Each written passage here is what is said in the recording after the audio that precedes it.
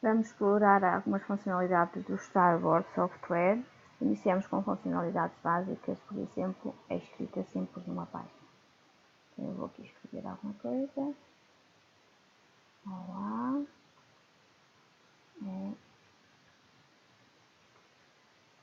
Todos.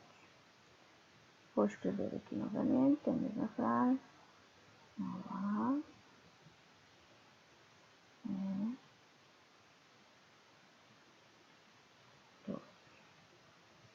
Vou buscar a minha ferramenta selecionada e ver o que aconteceu.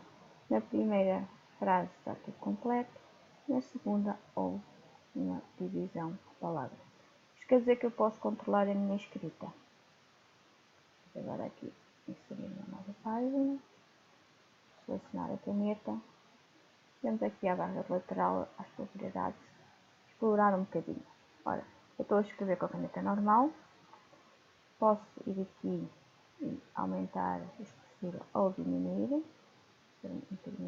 também posso ir aqui à barra de contexto, que aparece na mesma as definições para utilizar, posso mudar de cor.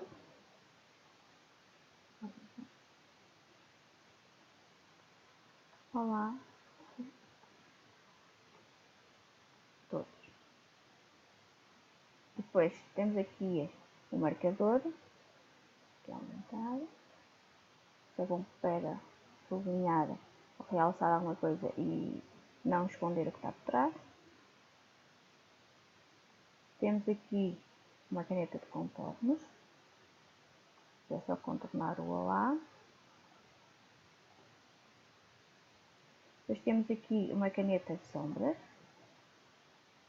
azul. Ela faz sempre uma sombra aqui embaixo. Depois temos uma caneta de tubo.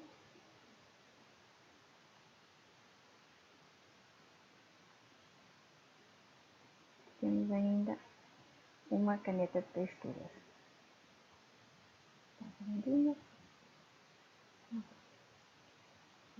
Aqui.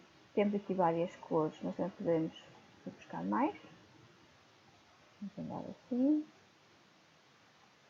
Pronto, ok. Temos aqui na parte das linhas, temos 5 estilos. A sólida, 3 tracejados e uma de pontos. Aqui. Escrever aqui olá. Olá. Relativamente à parte da escrita sempre numa página, é tudo.